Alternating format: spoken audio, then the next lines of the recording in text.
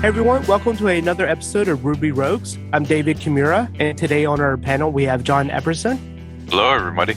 Luke Stutters. Hi. Luke Stutters. Close enough. And we have Matt Smith. Hey there. And today we are talking with a special guest, James Thompson. Hello. So James, would you mind explaining a little bit about who you are, who you work for, and all that good stuff? Yeah, sure. So I currently work as a software architect for Mavenlink out of our Salt Lake office. I've been working with them for a little over a year now since I returned after leaving for a short time. After helping opening up their Salt Lake office. I've been working in Ruby since 2006 and have been working professionally as a web developer since 2003. Got a background in Perl, PHP, and various other technologies that have suited me at various times. Awesome. Your app is slow, and you probably don't even know it. Maybe it's fine in most places, but then the customer loads the page up, that one page, and after a couple of seconds, their attention disappears into Twitter and never comes back. The reality is there are performance issues in your app, and they're affecting your customer experience. What you need to do is hook up your app to Scout APM and let it start telling you where the slowdowns are happening. It makes it really easy. It tells you how slow things are and what the problem is, like N+1 queries or memory bloat. It's also built for developers, so it makes it really easy to identify where the fix needs to go.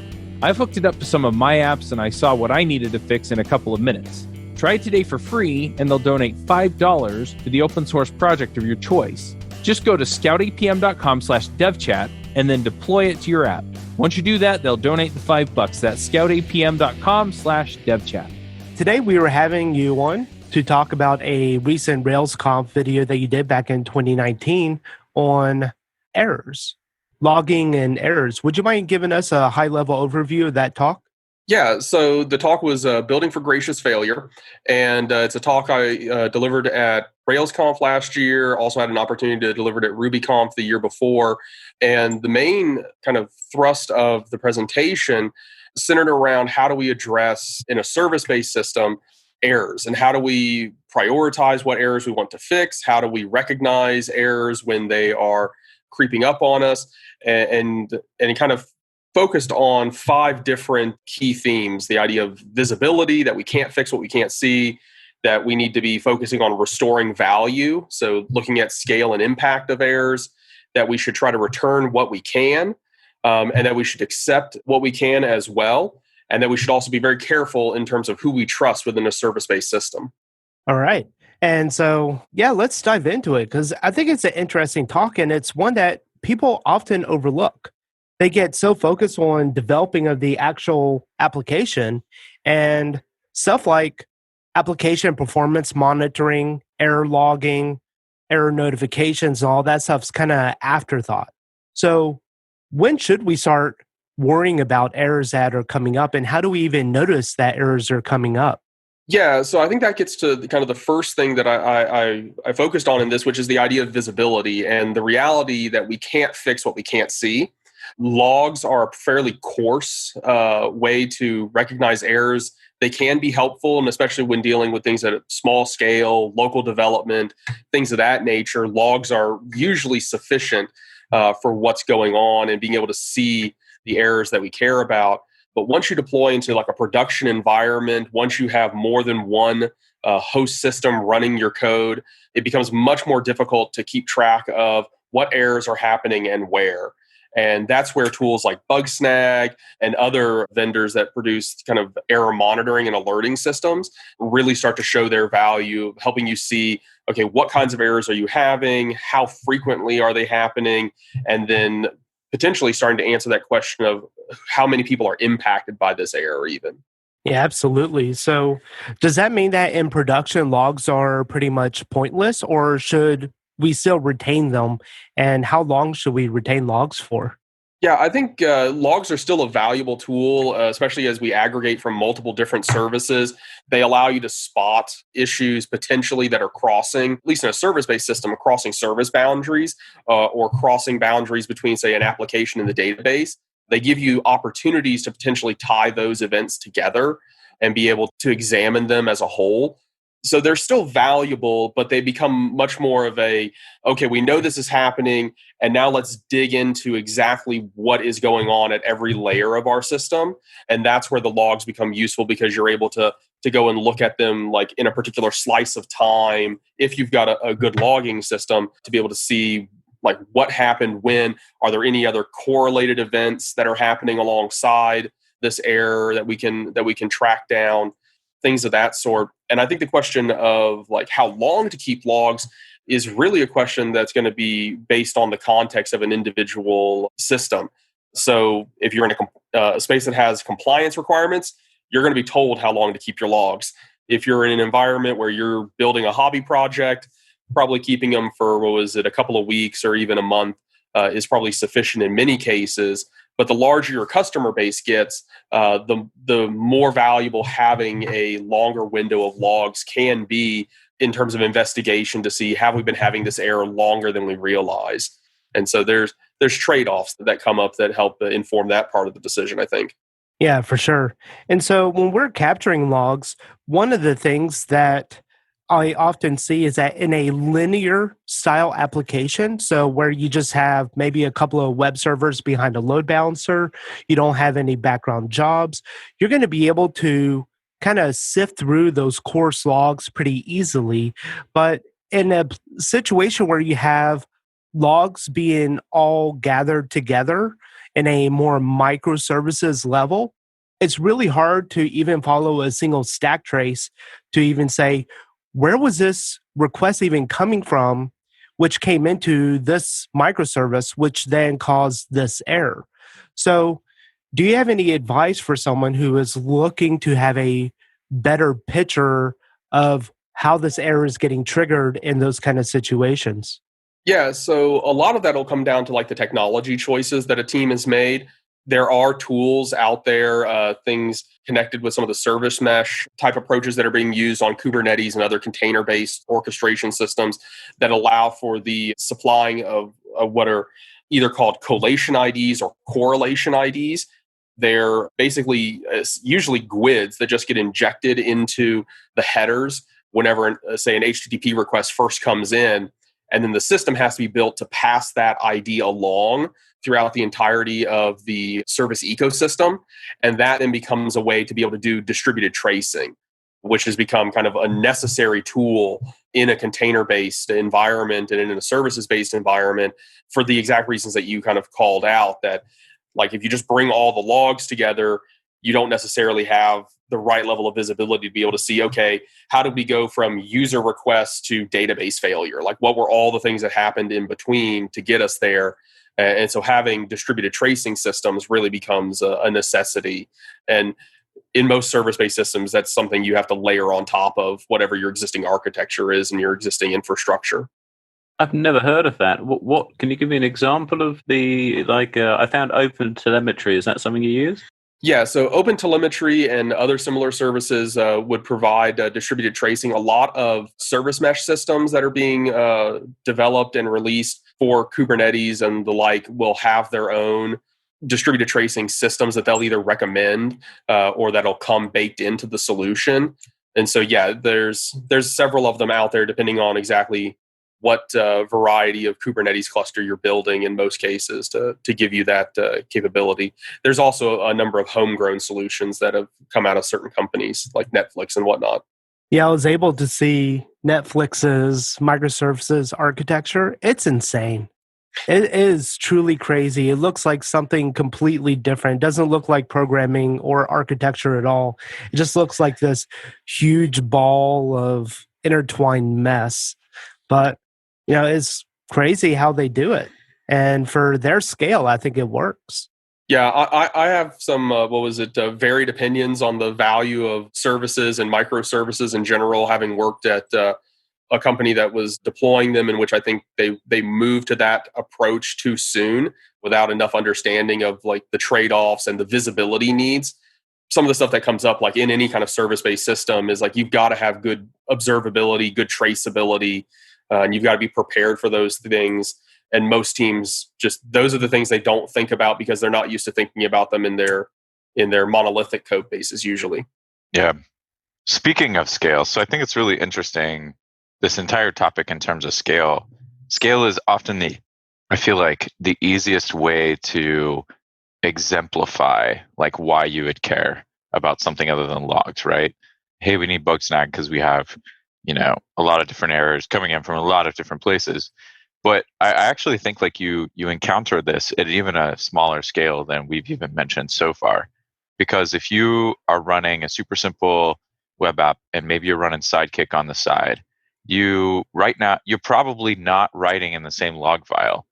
I mean, it's a way harder hurdle to write in the same log file than it is to have two different log files. So you already have two different sources of errors, right? You already are running into this place where you need to decide how you're going to read both log files.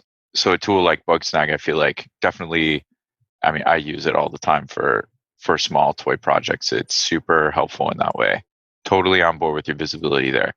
I used to use New Relic. Is that still going? Yeah, actually, we use New Relic at Mavenlink a fair bit, and it's actually got some good capabilities for doing kind of the tracing within an application as well. It doesn't give quite the same experience that say Bugsnag does because of it's not focused strictly on error handling, but it will give you a good trace throughout your application from front end to back end when you do encounter errors and of course, then it also gives you helpful like performance metrics and things of that sort that can be really, really beneficial as well. Yeah, the service that I really like, one mainly because they have a self-hosted option for free, is Sentry. So basically, most of my applications I tag on to Sentry. And one of the things I like about it, and this is kind of where you were pointing to, James, is the ability to see really how many people is this affecting and how often is it affecting it.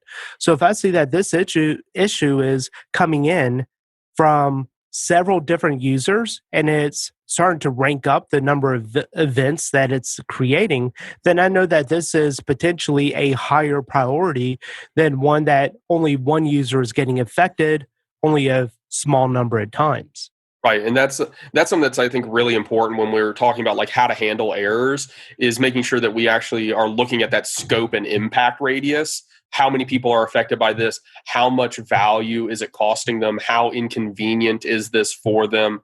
Because you can even have an issue that maybe is affecting a large number of users, but it's not particularly inconvenient. Maybe it's they're not getting the thank you page after they finish the sign up process, but everything else about the system is working. They're getting the acknowledgement email. They're able to complete the actual process or workflow that you have them in, but they're having an issue with this one particular piece.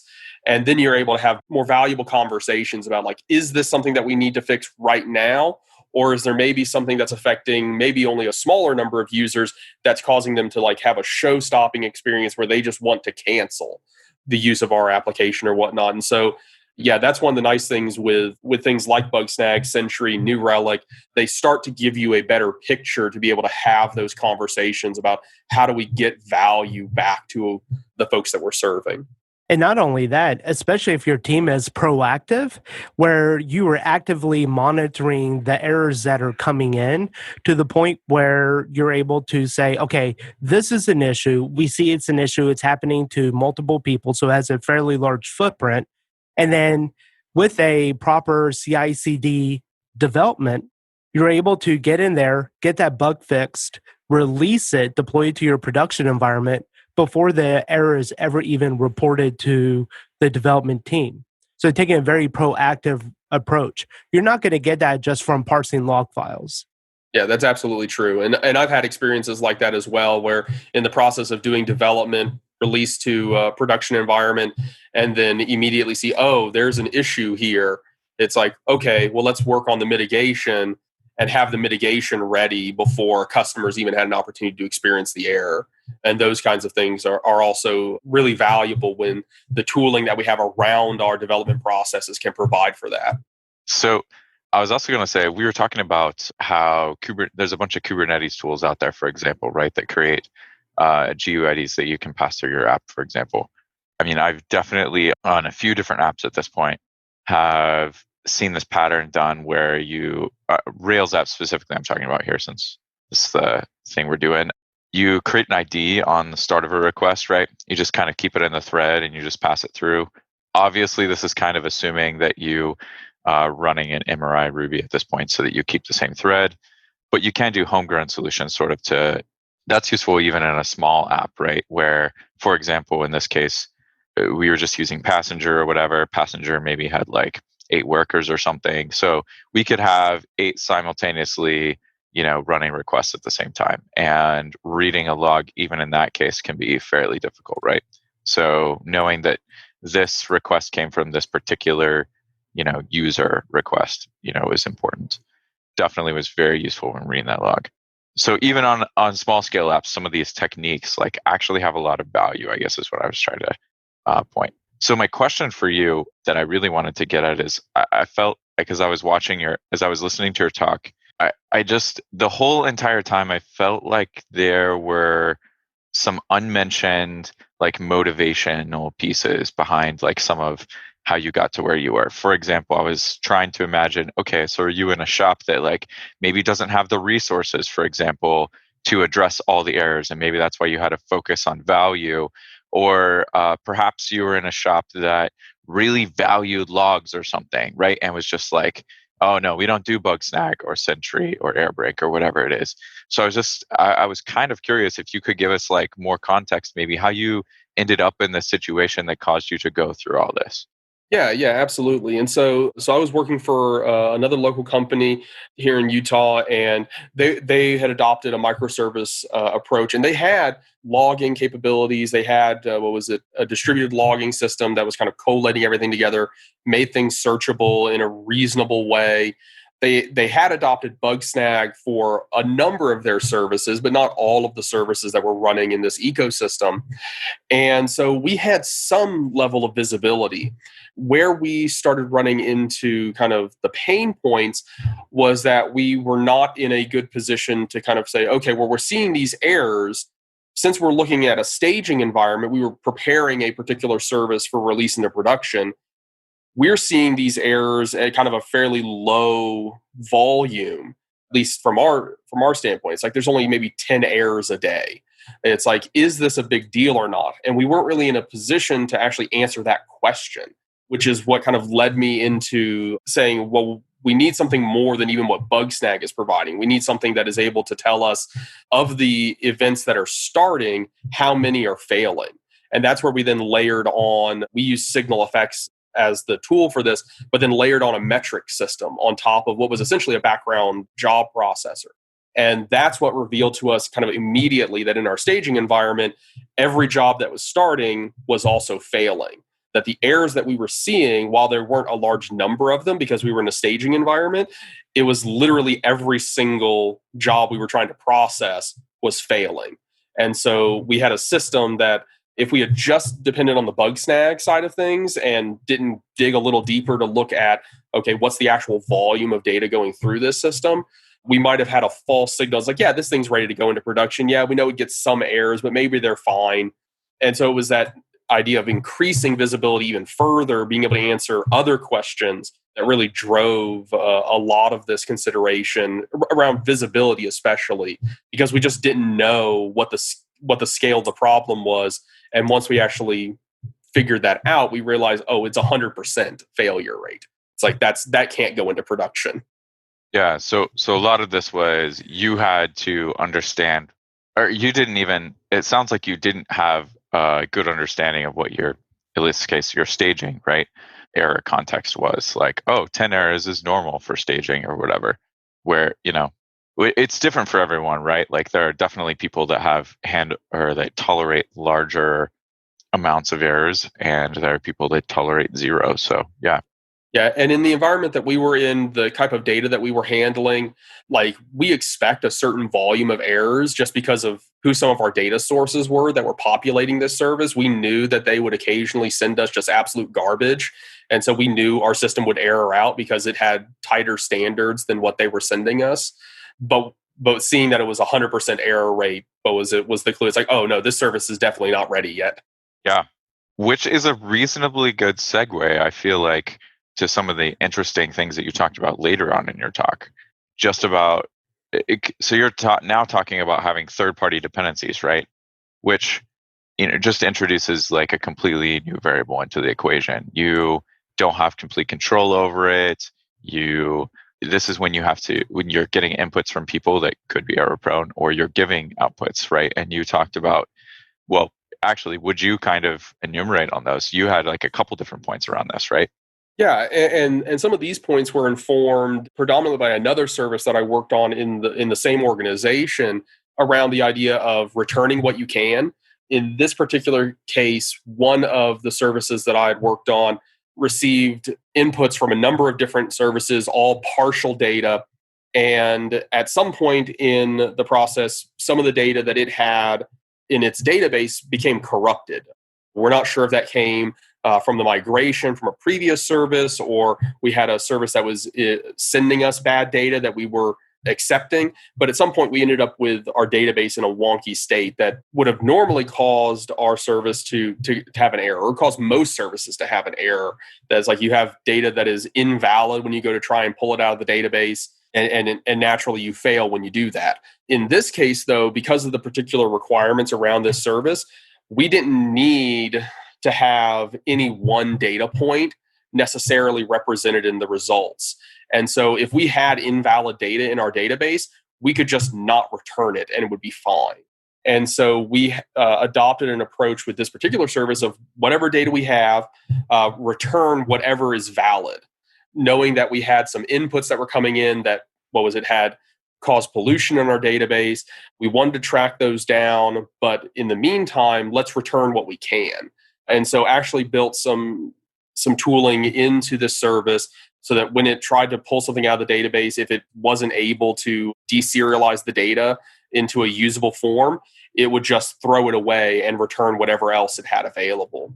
And so in this one particular case, that worked out really well for us to be able to return a picture of what we were representing, which was essentially a data aggregator, and being able to return what we had that was valid and then throwing away the stuff that wasn't.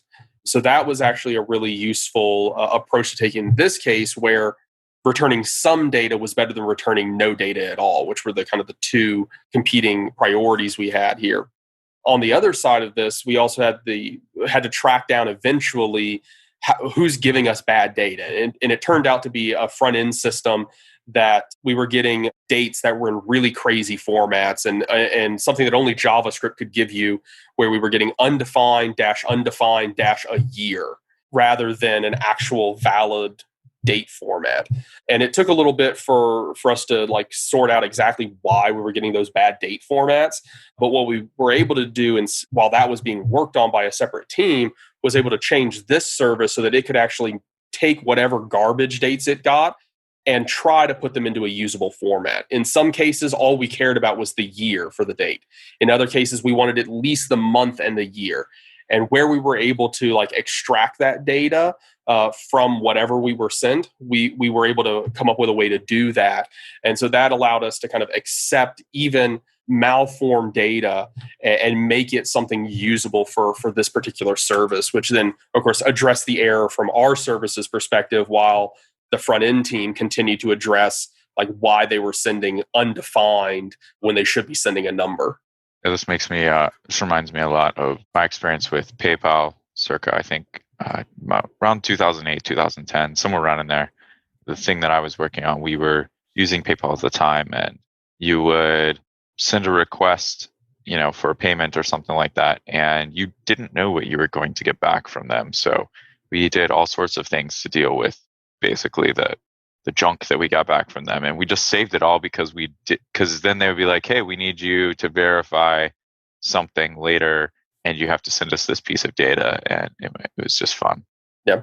And of course, tied to the same service, one of the things and this actually ties to when we first discovered that we had the bad data in our database, like one of the immediate results of us encountering that issue when we turned this service on live was that the service sanely, initially, when it encountered data it couldn't deserialize from the database, returned a 500 error, which not unusual. It wasn't doing it all the time. It was just doing it for this one user that had bad data in this system.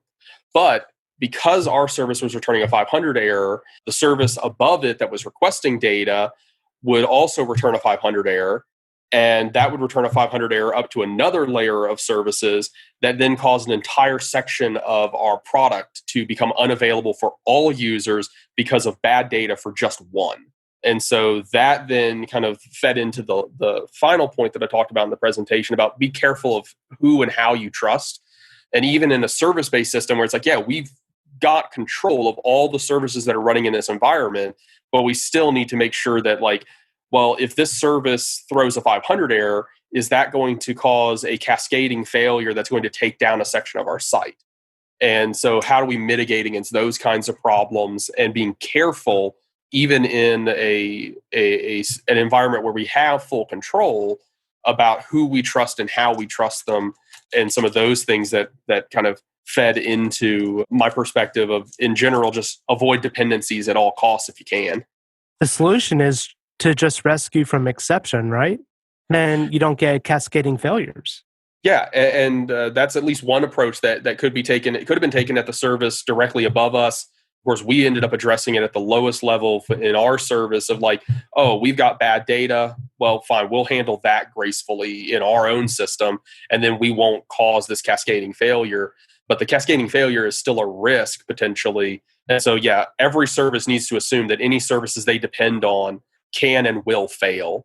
I think that's something that a lot of teams that embrace microservices haven't quite gotten into. And that's something that, of course, Netflix in adopting microservices like embraced very early with Chaos Monkey and the Simian Army and all of those tools that like things are going to break. And of course, they were originally thinking our infrastructure is going to break because at the time that they started deploying this stuff, Amazon would randomly shut off EC2 instances and like there was no recovery plan. And so you had to just be able to spin them back up and things of that sort. And so, yeah, stuff's going to break. And in a service-based system, you have no idea when or how or what.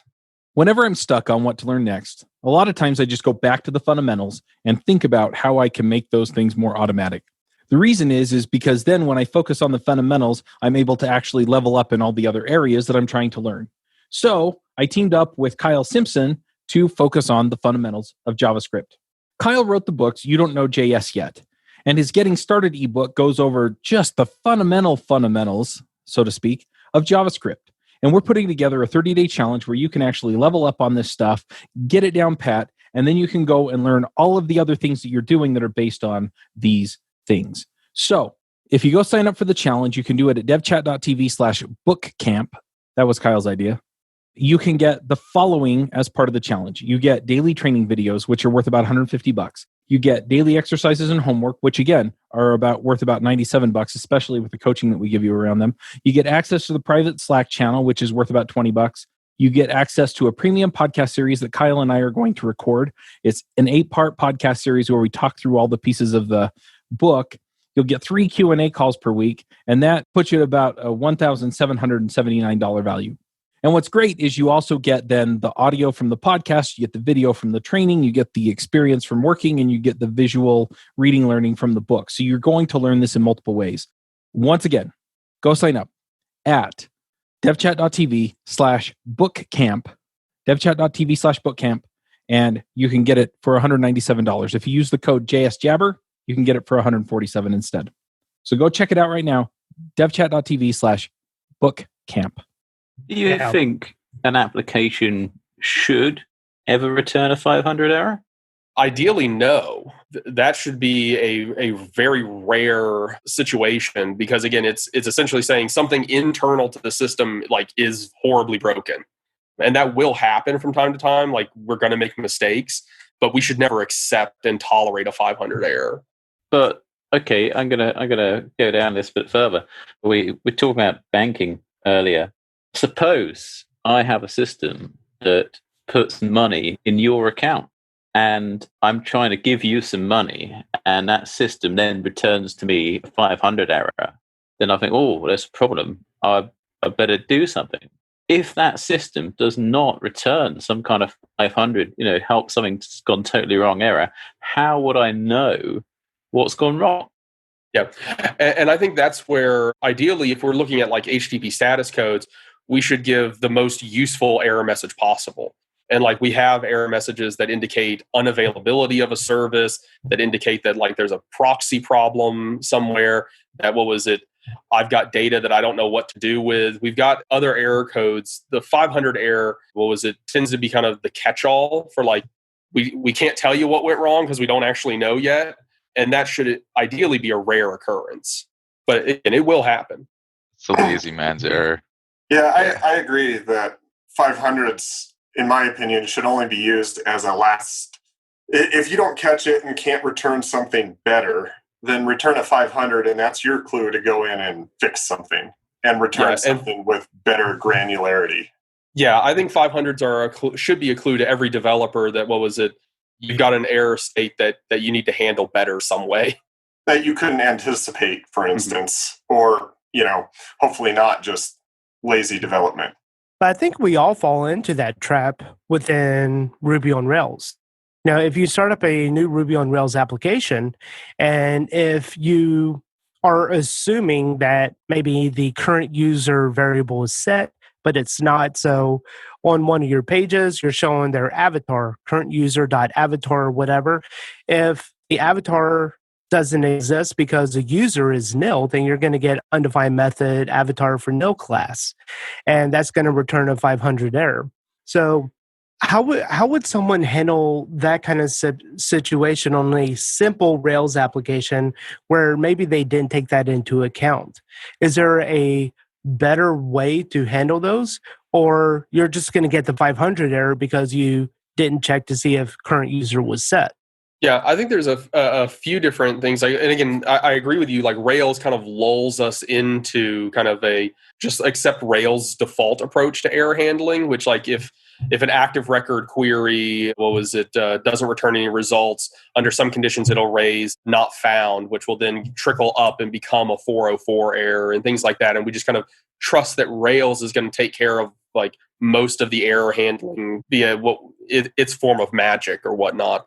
In those cases, though, where we've added our own code that assumes certain things about the system, yeah, if we fail to recognize a reasonable error case, and then we get a 500 error, like in the process of actually fixing that issue, because again, hopefully we're figuring out, okay, well, why in this case is current user nil rather than what we expect it to be? We'll actually address the issue, but then can we actually identify, is this a condition that is reasonable to happen in some circumstance? Because maybe we are able to fix the current user is nil, but maybe not every user has an avatar set. And so maybe we need to handle some other error case that is revealed to us. And we need to own that and actually give it a name and define it. And then also figure out what error code from like what's going to be presented to the user is going to actually make sense for them. So perhaps it's some class of 400 error rather than a 500 error.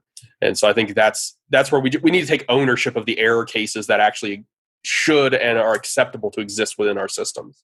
To the listeners, if they weren't catching on to my sarcasm, when I said rescue exception, that was kind of a joke, that you really should not be rescuing, just swallowing up the exception. Because then your application will then technically, quote, have no errors to the end user, but it's going to be a miserable experience. But if you do find yourself in that kind of situation, you should still at least be punished by getting the notification.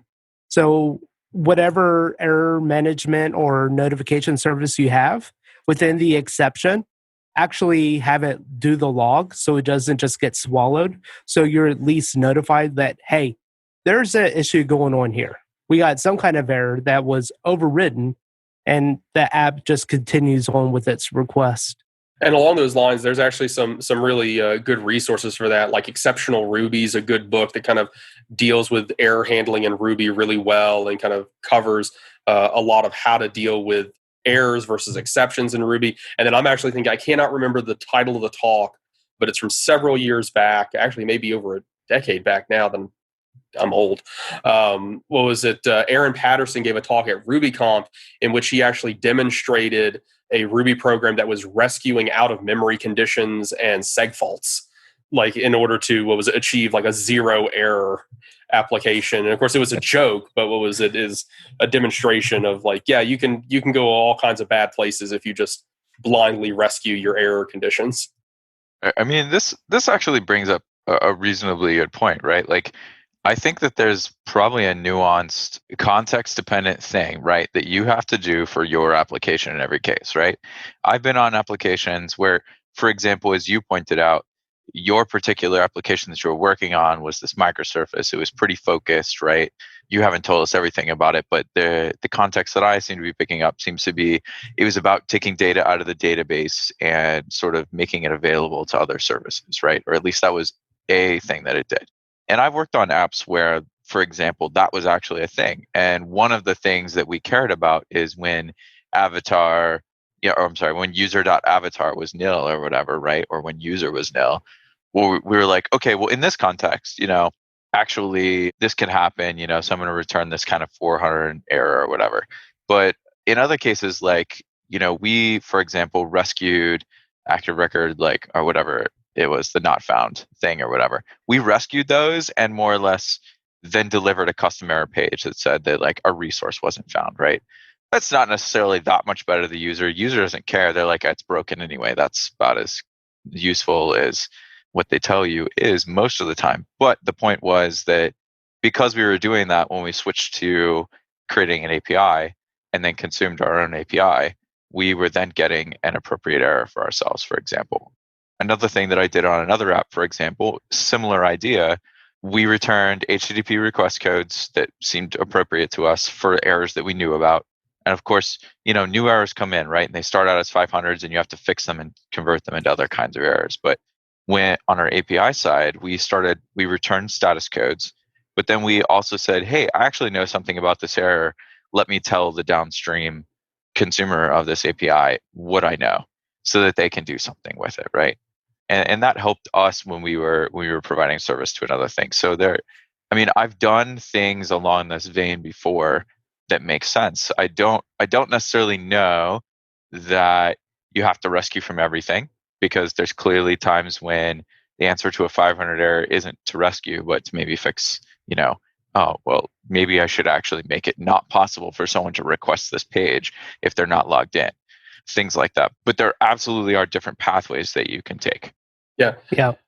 And I actually think that's actually an interesting point that you raise with regards to like giving the downstream consumer of the API or of your application like more helpful guidance in response to an error. This is something that like at Mavenlink, our tech writing team has been driving really well for us.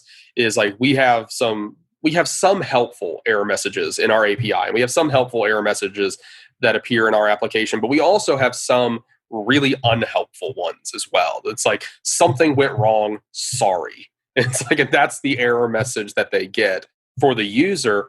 And like that isn't reassuring, that doesn't inspire confidence. And so our tech writers are actually working well with our developers to figure out, like in those cases where we have these really generic error messages, can we identify for the user why this error happened, what it is that needs to be corrected? Is it because they don't have permission to do this thing? Is it because, they sent us something that somebody else has already updated? What's the condition here that we need to handle and get away from generic error messaging to something that actually guides our user towards a better experience? And I think that's something that's really important to keep in mind as we're building applications, especially if they're customer facing, is making sure that we're thinking about the customer in how we handle erroring. And then sometimes the customer is us. In the case of APIs, like it'd be really helpful from a developer standpoint to get a guiding error message that points me at what went wrong rather than you sent me an unprocessable request. It's like, okay, well, what part of it was unprocessable? Can you at least tell me that? Those kinds of things can also be really, really beneficial. I mean, even on small apps, right? Like a common downstream consumer, right, is your JavaScript front end. So, maybe you on the JavaScript side care about knowing why the back end is having a problem. So that's a common thing. The other thing I was going to say is like in cases like you're talking about, like especially when you're consuming a third party's API, that makes me angry every time. Like if I get like one of those errors, like man, I just sit here and rage in my chair for like the 15 seconds or whatever before I like am ready to actually like deal with the problem. Yeah. So rescuing exceptions, if you're doing that within your application, just a standard catch-all, to me, that means that there's very little confidence that this code is going to work. That's why you have to put that in there. And, exceptions, of course, but then returning an unhelpful exception or just the generic one that we're talking about, I think that we think that that's good enough. Like, oh, yeah, then we'll look into the issue. But the end result of that is going to be the client, the end user, getting some kind of generic exception like there's a problem. And then they're going to give you a bug report. They're going to hopefully submit a bug report. They don't remember the steps that they took. They weren't paying attention. They were just trying to use the application. So they're not going to remember in detail how to reproduce that error. So they're just going to say, it's broken. Well, that's about as useful as a 1 terabyte size log file. It doesn't really do you any good. Yeah, sure, you've made me aware that there's a problem, but then what are you going to do about it? They can't provide any details. So giving useful exception messages, I think is, definitely important. And it's something I'm guilty of not doing myself. So the other thing, kind of to back up John's point about the APIs and dealing with those, please be consistent. If you're making an API, don't in one API endpoint have the status code camel cased. And then in another API response, have it status _ code. Be consistent in how you respond. So that way there is some level of expectation and consistency. That's a rabbit hole unto itself, but 100% agree. Another tool that I mentioned during the talk that I think is actually really valuable in cases where we get those unhelpful error reports from users is if you're going to have nothing but generic, error responses you're giving to your user, you should probably layer on a tool like LogRocket, which ties in with tools like Bugsnag and Sentry and others, but it actually connects a bit of session recording to the error handling so that you can see the actions the user was taking up until the moment of the error to give you that context that your bug reports are almost certainly going to be missing if you're not giving helpful error messages in the application itself. And so that's another tool that I've used at another firm that was really, really useful in being able to discover what actually was going on when this error occurred, because that's really helpful context and something that every bug report asks for, but not every user can even remember or recall what was going on, and at least not all of what was going on. That brings up a good point, I think, because, the world is a messy place, so of course we have to deal with errors. But then there are largely presentation errors, like your little avatar example. And then there's data manipulation or mutation type of errors. And some of those things, especially when you get into background jobs, you can just either rescue, you can retry the job, you can do that. If you're trying to pull something out of it, maybe you can do that. But there are other types of things like, say, for instance, payment processing. You don't want to complete the transaction, be storing the result of it, get some sort of, can't write to the database error, and then throw an exception and tell it to retry. That's going to create a very angry customer. And so at that point, some of this error handling might need to be rolled up to the application layer so that you store all of those bits and pieces and you get that success back and it returns an error state, and you do it very safely in order to check all of that and make sure that when someone looks at it, they know exactly what happened. And especially I find when you're dealing with customers' money, you definitely want to know exactly what happened and when.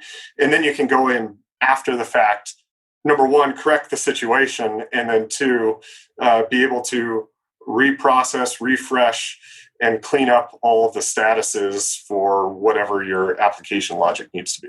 Yeah, and that's actually something that comes up in service-based systems that's interesting to observe is those transaction boundaries. What are the things that operationally need to stay together? And that's something that I think that gets overlooked as well. In monolithic systems, it's easy. We just assume everything happens. What was it in the transaction that is a request response cycle? But what was it in a service-based system? You may have different services that are handling different parts of like the payment processing and execution flow. And in those cases, like you've now created a distributed transaction environment that is incredibly hard to manage and bordering on impossible in some cases, depending on like how big it gets. So that's something to be considered about as well when talking about service-based systems, is make sure that you know where your transaction boundaries are. What are the things that have to happen together in order for us to be in a good state? So, one question that I have that kind of sums up a lot of the things that we've been talking about is that there's a service for that. There's a third party service that we can use to consume to get better information about what's going on with the health of our Rails applications. So, my question is around, I'm not a very experienced log manager kind of person that knows a lot of services out there. I go and look at some of these services, and they each seem to do their own kind of unique thing. Some are $100 a month, some are $70 a month. So, as someone coming into error handling and that kind of stuff, what services would you say at a minimal they should be looking into investing? Because in reality, all these services are great, but they start adding up dollar wise, and it's almost going to start costing more than the actual hosting of the application if you're a small business. Yeah, and I think that's actually a really valid concern to have when we think about any of these kind of visibility tools. It's all a cost benefit trade-off scenario. We have to be thinking about, okay, how much is it going to cost me to be able to have this level of visibility, and is it worth it to me? If it's not going to end up saving you money or better making you money, then maybe the trade-off isn't worth it. So like services that I like, and they're multiple in these same spaces. So things like Papertrail, that is good for like log aggregation across multiple systems. It's a good service for that. There are also, if you're using AWS or Azure or Google Cloud, they have their own log aggregation stuff that works within their ecosystem that are also worth considering for things like bug reporting, error rate tracking, Bugsnag, Sentry, New Relic. But in all these cases, you're basically looking for like what's going to get you the value you want at the price point that you're willing to pay. And I've worked for enough small companies that weren't willing to pay anything for this kind of visibility. And in that situation, unfortunately, you're stuck, especially if you're a contractor, because like you're just making recommendations and you're not having to pay the bill. So you don't get to make the final call. But in organizations of a certain scale, with a certain amount of revenue, at some point, it's going to actually end up costing you a lot more than these services are ever going to cost you to not have this kind of visibility. But it's absolutely a trade-off that has to be made on a case-by-case basis.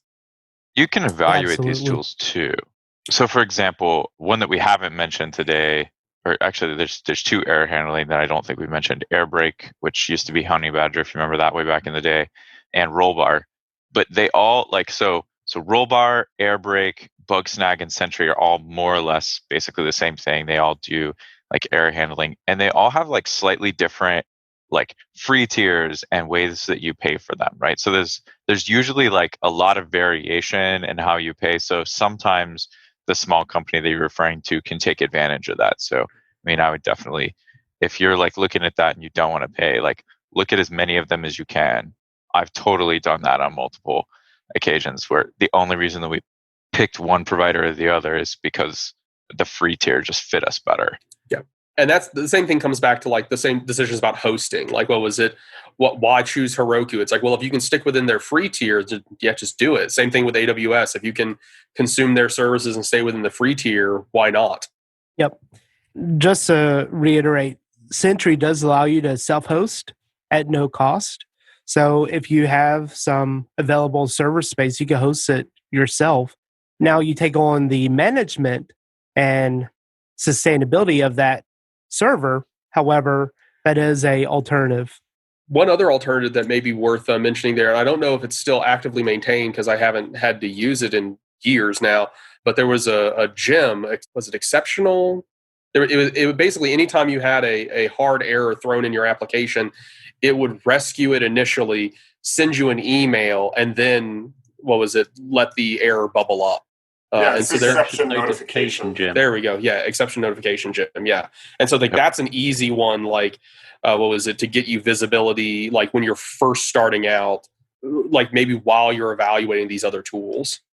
Airbit is ERRBIT is the open source version, I believe. I believe it's a fork from Airbrake way back in the day, or Honeybadger, one of the two. But you can self-host that one too. So there are options out there. There's also the heavy option of using Elasticstack. They have Logstash, they have APM solutions, but you can visualize data in any which way you want to. But there, you're not necessarily at a cost advantage because the amount of resources that some of those applications run require more than $70 worth of hardware a month. Not to mention the amount of knowledge you have to spend hours upon hours of wasting to just figure out their syntax and setting stuff up and getting things working properly. I've been down that road before. It's not a fun road. Yeah, it's a huge that's a buy versus build and an ROI calculation again at the end of the day. Yeah. Yeah, I think the big point is there are a lot of choices, right?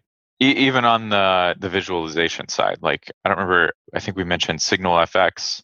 I'm not super familiar with SignalFX particularly, but I think commonly used ones like New Relic and AppSignal are fairly familiar to people for helping you monitor various, health aspects of your application, things like that. There's just choices like everywhere that you can use to help manage a lot. Yeah, so SignalFX, is actually an interesting one because like they have some like canned metric reporting systems like for like CPU utilization, all those kind of like bare hardware metrics and a few application oriented ones. But where SignalFX like really came in and was useful in the context that I used it in was in kind of the building your own metric system. So building application level metrics that like New Relic can't discover for me because they don't know the code. They don't know what this thing is actually doing.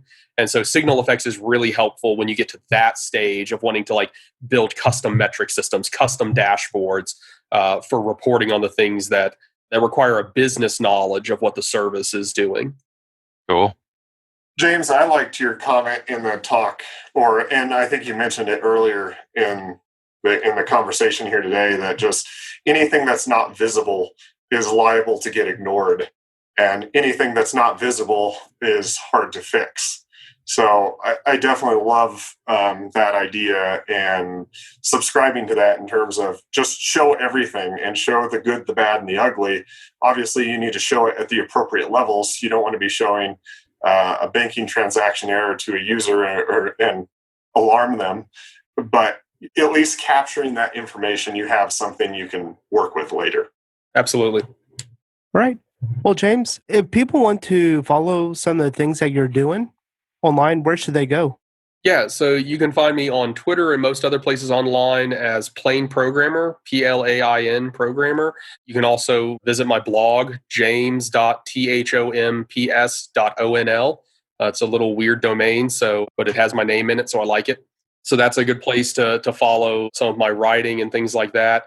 And maybe once we're out of this whole coronavirus situation, I'll be able to start talking at conferences again, but we'll have to wait and see on that. Awesome. Are you trying to figure out how to stay current with Ruby on Rails? Maybe you were sad that you missed out on some of the interactions you could have gotten at RailsConf, but you're still not sure you want to travel because of COVID-19? Well, I'm putting on a Rails Remote Conf. We're doing it in August, and it's going to feature a lot of your favorite people from the Ruby Rogues panel and other friends and neighbors across the community. So if you want to join in the fun, come watch some of the RailsConf video talks with us during a live watch party online, and then come see all of the live talks the next 3 days. Then come check us out at railsremoteconf.com. That's railsremoteconf.com. Well, it's great having you on here. And so let's move on to some picks. Luke, do you want to start us off? I got a pick.